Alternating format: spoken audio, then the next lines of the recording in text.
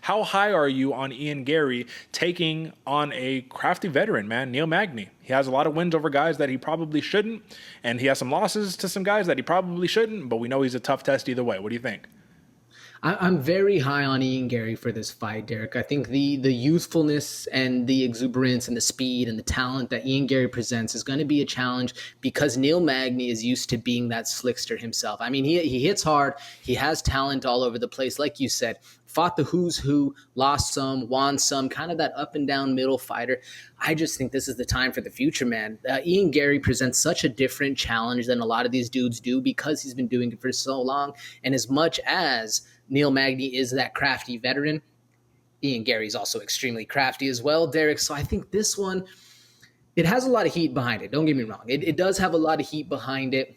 But do you see a trap game at all for the Neil Magny bettors on this one? Like, would you trap game in terms of Neil Magny winning or Neil Magny? Yes. Neil Magny. Oh, yeah. For the Ian Garry betters, do I see trap game? Yes. Okay. I do see a potential trap game because, like I said, Neil Magny is not a slouch. He is a guy that, with a very, very fundamental approach to the contest, can steal a win from you. You know what I mean? Control time, ground and pound, rack up volume. He can do it.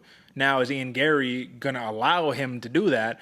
I agree with you with some of that youth and exuberance and some of that just pure athleticism, striking. I just think he cannot get too within himself in terms of being too high on himself in this matchup because we saw what happened when he got handed I don't want to say a layup, man, but come on. Song Kanan is a good fighter, power puncher right there, but that was kind of a layup, like a showcase type bout, and he got clipped bad, and we could be talking about a different career trajectory for Ian Garry. So if he's not too high on himself against Neil Magny and he stays composed, yeah, I think he can squeak the win out, not a problem. But you take Neil Magny lightly and he makes you pay every single time. My question to you before we move on, man, is that contrast of styles. If Neil Magny cannot secure a takedown, can he win this fight? Ooh, I don't think so, Derek. I don't think so at all. I think the hands of Ian Machado Garry are very powerful. Maybe not the slickest, maybe not the most technical right there, but he has a way of finding a finish that is uncalculable, if you will. He has that knack of getting things done. I do think if Neil Magny has trouble getting it to the ground, we're going to see his output drop a little bit, and that's when Garry takes over.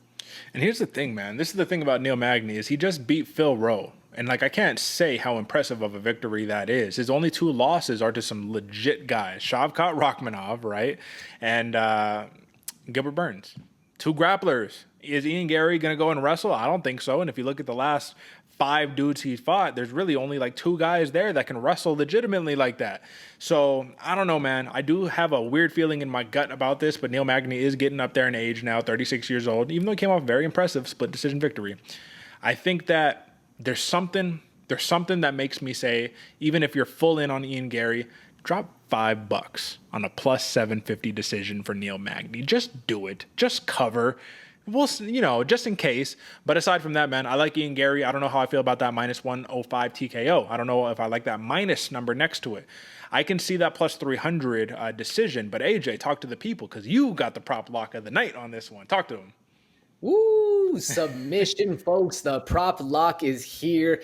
And that's where I think Ian Garry is going to be able to put on a show. You just said a little bit ago, Derek, career trajectory. Mm-hmm. If he gets knocked out in that layup, whole other side of this thing. But if you go up against the Haitian sensation, put work on him, and then tap him out in one of his best skill sets, I think that's going to rocket Ian Garry up forward. And I think when I looked at it was plus 260. People are doubting it a little bit, but don't get me wrong. Ian Garry has the chops to be able to get it done. I don't think he's going to be shooting doubles. I don't think he's going to be the one initiating the takedown. But if you get Neil Magny hurt, you jump on his back, you're able to get it rear naked, you're able to find something in there. I don't think it's going to be that technical of a submission setup, but I do think in that chaos with the athleticism that Ian Garry presents, that's my prop lock. Give me that plus 300 submission, baby.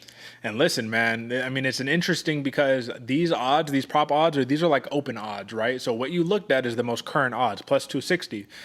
That means the number's going down. That means people are believing in the submission victory a little bit more. Maybe there's something to be said there. I like Ian Garry on a victory here. I would not lay any money down on a minus 440 money line. That should be common sense, but we're letting you know. And with that being said, AJ, let's move on to